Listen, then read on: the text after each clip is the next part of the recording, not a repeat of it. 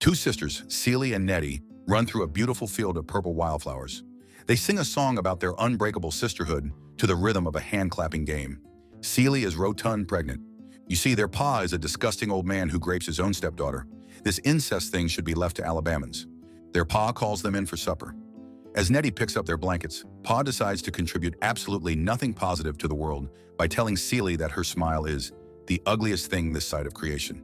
Celie instinctively covers her mouth, but Nettie pulls her hand away. Winter rolls around and Celie goes into labor, but Pa is outside impatiently waiting. Eventually, a baby girl is delivered, but Celie has barely held her when Pa takes her away and warns her not to tell anybody but God because it would kill their mama. Mama dies anyway, leaving them alone with big back Pa. Already, Celie has had 2 children by him, a boy, Adam, who he took while she was sleeping, and the girl he took from her arms, Olivia. Word on the street is that Pa sold them to a preacher and his wife, because when he's not busy being inbred, he's running a side hustle in human trafficking. Pa is suddenly over Celie, not because he thinks her smile is still ugly, but because he's now eyeing Nettie. He finds another girl, Gray, to marry. She's about Celie's age, but at least she's not biologically related to him. And speaking of creepy old men, a widower Celie knows as Mr. has been making googly eyes at Nettie in church. He comes to ask for her hand, and Pa won't agree because she's suddenly too young. Instead, he offers up Celie like she's on clearance and says she's ugly but works hard and can learn, so it's basically a buy one get one deal if you squint. Mr. takes Celie home to his 3 kids.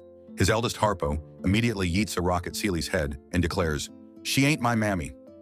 While Mr. enjoys his husbandly rights, Celie notices a framed photo of a glamorous woman on the nightstand. After what feels like years of cleaning, she gets a moment to comb Mr.'s daughter's hair. But the child screams in pain. At least it ain't a hot comb. Celie insists on shaving it all off and Mr. tells her to shut up. When she protests that it's hurting the girl, he responds like any well-adjusted man of the early 1900s and slaps her across the face. While out in town one day, Celie is convinced she's seen her baby girl because the kid looks like her and Pa. Ugly. She follows into a store and approaches the woman carrying her. She's Corinne, the wife of Reverend Samuel. It seems what Celie heard about her babies being sold to a preacher was true. She asks to hold the baby, and Corinne just hands over her child to a total stranger and turns away to shop. Celie realizes the baby's name is Olivia, the same name she gave her baby. She almost refuses to give the baby back. A while later, Nettie arrives and the sisters have a joyful reunion. Nettie finally had to escape because Pa's attempts at keeping it in the family were getting out of hand. Mr. allows her to stay, but I don't trust Danny Glover. Eventually, Celie warns Nettie that she'll have to leave soon before Mr. tries to break her back. Before she goes, Nettie promises to teach Celie how to read and write so they can send each other letters. Aside from clapping games, the sisters now dedicate their days to education. Nettie teaches Celie to read and write, and they practice reading Oliver Twist. All the while, Mr. lurks in the background, looking like a jump scare. As Nettie heads to school, Mr. follows her and puts on some creepy courtship dance, but he fails to woo her. I wonder why. He forcefully takes her into the woods with his small wood, but she's unwilling to be sister wives with Celie, so she fights back and hits him in the Dickens with the Dickens book. But hell hath no fury like a pedo, and he banishes her from his home, literally splitting the two apart. They tearfully play their clapping game as Nettie is shooed away. Sometime after, his mood improves because he's eagerly awaiting the arrival of Shug Avery, the glamorous woman from the nightstand photo. But he still finds time to be an insufferable piece of trash to Celie. Celie toys with the idea of slicing his neck fat, but she panics when she accidentally nicks his neck. She's about to get slapped into next week, but the mailman arrives. He receives a letter from Shug and immediately prepares to leave. Celie asks if there's anything from Nettie, but Mr. warns her to stay away from his mailbox. Years pass, and Shug is coming to town. Mr. orders a meeker-than-ever Celie to help him get dressed. One day, Harpo brings home his pregnant bride-to-be, Sophia, and she's not here for Mr.'s nonsense. That's Oprah during her poverty days. Mr. later advises Harpo to beat his new wife into submission. I think he'd be a better father if he just disappeared. Harpo takes his father's sage advice and tries to assert his dominance, but Sophia don't take shit from no one. Celie also tells him to beat Sophia because she thinks that's just how marriages work. Naturally, Sophia is pissed. She storms up to Celie, sporting a bruise. She tells Celie all her life she has had to fight. Meanwhile, Harpo looks like he lost a boxing match, but with his father's urging, he keeps trying to hit Sophia. Finally, she's had enough and leaves with the kids. One day, Celie tries to intercept the mailman, desperate for news from Nettie. But Mr., ever the Shug simp, sprints ahead of her, excited for another letter from his beloved. Celie asks if there's anything for her, but she's met with silence. Nettie once swore that nothing would keep them apart. Yet not a single letter has arrived in all these years. One night, Mr. finally brings home a very sick Shug Avery, and Celie scrambles to make herself presentable. Shug takes one look at her and bursts out laughing. "You sure is ugly." Laughing at her when you look like that is crazy. Mr. decides he's going to cook for Shug himself, but the attempt is nothing short of culinary terrorism, and Shug chucks the entire tray. Celie cooks up a feast which she slides into the room. She braces for impact, fully expecting another airborne tray, but Shug only throws out the empty tray. While she later tends to Shug, Shug breaks down and cries about her estranged daddy. Celie hums Beyoncé's Diva song, and Shug hums along with her. One day, Mr.'s father, old Mr., drops by to voice his outrage about Mr. bringing Shug home. He has some very nasty things to say about her free spirit. Celie overhears and takes offense, so she blesses his glass of water with a little extra flavor. Some people into spitting, though. Harpo and his buddy Swain turn Harpo and Josie's old house into a juke joint. After Shug recovers, she puts on a show, and even Celie is allowed to attend. But the other women look down on her. Meanwhile, over at the local church, the preacher condemns the Babylon rising just a few yards away. Shug announces the next song, Miss Celie's Blues, which she'd written from the tune Celie had hummed for her, and the other women suddenly wish they were Celie. It's a new hit. Celie sticks out her tongue at the other women before instinctively covering up her smile. Then Sophia enters with her new man. She greets Celie warmly and sits down for a chat with her former family until Harpo drags her to the dance floor. His new girl, Squeak, storms up to Sophia and slaps her. Sophia delivers a return punch so hard, Squeak ends up on a Tubi original. And just like that, the entire joint turns into a WWE event. Celie is thoroughly entertained, but Shug pulls her away. Back home, they play dress up and dance around, and Shug makes Celie overcome her instinctive mouth covering. When Shug mentions leaving, Celie tells her that Mr. beats her when she's not around. She says Mr. hates her because she isn't Shug, and nobody loves her. Shug reassures her, saying that she does, but Celie reminds her of the "you sure is ugly" comment. Shug laughs and explains that she only said it out of jealousy. She tells Celie that she thinks she's beautiful, then they swap COVID. Feeling seen and appreciated for the first time, Celie chooses not to hide her smile, and they kiss tenderly. They probably scissor too. The next day, Shug goes to say hello to the preacher, who turns out to be the daddy she was crying about, but he gives her the cold shoulder. Back at the house, Celie plans to leave with Shug and starts packing. But when the moment comes, her courage evaporates and she just watches Shug leave. Meanwhile in town, the mayor's wife, wrinkly Miss Millie, coos over Sophia's kids. Sophia doesn't mind, but when Miss Millie asks her to come be her maid, she replies, "Hell no." The mayor demands she repeat herself and smacks her when she does. She returns a punch so hard, he starts seeing his ancestors. Unfortunately, the white population doesn't take kindly to a black woman dropping the mayor like a sack of potatoes. Swain whisks her kids to safety while she's left to face the mob. She calls out for the sheriff, but instead of helping, he hits her face with the butt of his pistol. Fast forward 8 years later. Sophia is finally released from prison, and she ends up exactly where she never wanted to be, working as Miss Millie's maid. This wrinkly white mayonnaise woman PMO so bad, she's now stuck giving her driving lessons, which is possibly the worst part of the whole thing. Christmas Day arrives and Miss Millie allows Sophia to see her kids. Celie is waiting and instructs Sophia's kids to greet their mother.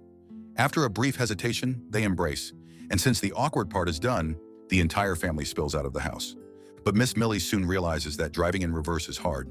Some of the men try to help, but she panics and goes into full meltdown mode, claiming the black men were trying to attack her. They don't even want to touch your fugly self. In the end, Sophia can't catch a break and is forced to leave with her. 6 years later, Celie and Mr. are jolted awake by the sound of an approaching car horn. They think it's Shug, but their excitement dies when Shug introduces him as her husband, Grady. Y'all can still have a foursome. The awkwardness is drowned out by Shug's charm. In no time, Mr. and Grady are pals while Celie and Shug busy themselves in the kitchen. The mailman arrives and Shug heads out to get the mail. Her daddy passes by and she excitedly shouts out to let him know she's married. Clearly unimpressed, he speeds up his carriage doing what black fathers do best. Shug hands Celie a letter from Nettie in Africa. In it, Nettie explains that she used to write daily, but realized Mr. was hiding her letters. So she wrote only on Christmas and Easter. She went on to live with Corinne and Reverend Samuel, and, plot twist, she's been helping raise Celie's 2 children. Celie and Shug are both emotional, but they snap into action. As soon as Mr. and Grady head to the juke joint, they tear the room apart in search of more letters. They find Mr.'s secret stash under the floorboards and find Nettie's letters. Shug tells Celie to read them in order by postmark, and for the next few days, Celie devours them faster than my big back at a buffet. She learns that Nettie traveled with Corinne, Samuel, and the kids to Africa as missionaries. Sadly, Corinne passed away, and now Samuel, Nettie, and the children are stuck overseas due to immigration issues. Then Celie is violently brought back to the real world. Mr. has been hollering for her for an hour and slaps her out of her letter-induced trance. Meanwhile, Shug is doing her nails when kids pass by. She asks where Celie is, and they reply that she's about to shave Mr. But Cely's fixing to do more than that. While Celie strops the razor, Mr. spews insults like it's an Olympic sport, completely oblivious that his neck fat about to get lipo. But before she can strike, Shug is holding her back, barefooted and panting. At Sunday lunch, Shug tells them they are heading back to Memphis, and they're taking Celie with them. Mr. protests, but Celie lets him have it. She speaks calmly, but her words drip venom. Old Mr. jumps in to defend his son, but Celie is handing out verbal beatdowns today, and he gets his share. Harpo isn't spared either, and she calls him out for how he and his siblings treated her. When she tells him his daddy was some dead horse shit, Squeeze and the kids burst into laughter. Then Sophia starts laughing too, for the first time in years. Feeling empowered, Squeak declares she's going with Shug and Celie too. Old Mr. is appalled at the strong, independent female energy and tells Mr. to show them who's boss. Mr. decides to deliver his own monologue and goes on about how Celie will never be as good as Shug. Unbothered, Celie just asks if any more letters have come for her, but he don't reply. Celie grabs a knife and holds it to his neck. Josie pleads for her not to, while Shug firmly directs her to the car. As they pile in, Mr. makes one last desperate attempt to stop Celie, but she turns to him and curses the old man. They drive off and he pathetically follows, shouting that she'll be back. But she just raises her hand in a wave because, bless her heart, she's been stuck at home all her life and hasn't learned about the middle finger yet. Sometime later, Mr. is alone and miserable. The house and farm are in shambles. Old Mr. comes and gives him a talking to about him spending too much time at the juke joint and less time tending to the crops and animals. And sure enough, he's there again that night. Sophia and Harpo both own the joint and are back together. Celie attends the funeral of Pa, who, as she learned from Nettie's letters, wasn't actually their Pa. Their mother married him 2 years after their real daddy died, which means her kids aren't her half-siblings after all. Yeah, keep those white people activities out the black gene pool.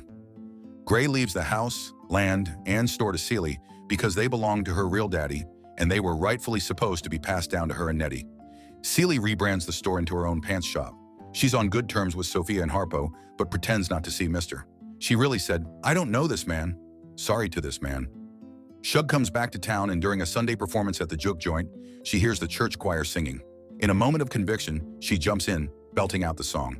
The whole joint follows her lead. They march over to the church, clapping and singing, and her teary-eyed daddy finally gives her the hug she's been yearning for. One day, Mr. checks the mail and finds a letter for Celie from the U.S. Immigration and Naturalization Service. Instead of throwing it away like a true villain, he grabs some cash from his secret chicken coop stash and heads straight to the immigration office himself. Sometime later, a car approaches Celie's house. From a distance, she recognizes Nettie. The sisters take off running toward each other like the grand finale of a feel-good movie, but a bit slower because they're older now. Nettie introduces Celie to her children, Adam and Olivia, and Adam's African wife, Tashi. Also, Reverend Samuel and Nettie tied the knot after Corinne passed, so he's family now too. In the background, Shug catches sight of Mr. watching in the distance, and he's actually smiling. As the sun sets, the sisters finally do their hand-clapping game again, and at long last, everything is right in Celie's world. Did you guys know that The Color Purple is the most snubbed movie at the Oscars? Nominated for 11 awards and won 0. I looked up the winners that year, and most of the movies are fairly irrelevant today. The Color Purple still stood the test of time. What did you guys think of this one? Subscribe to watch more videos like this. Turn on notifications. And leave a like, it really helps the channel out. Thank you for watching.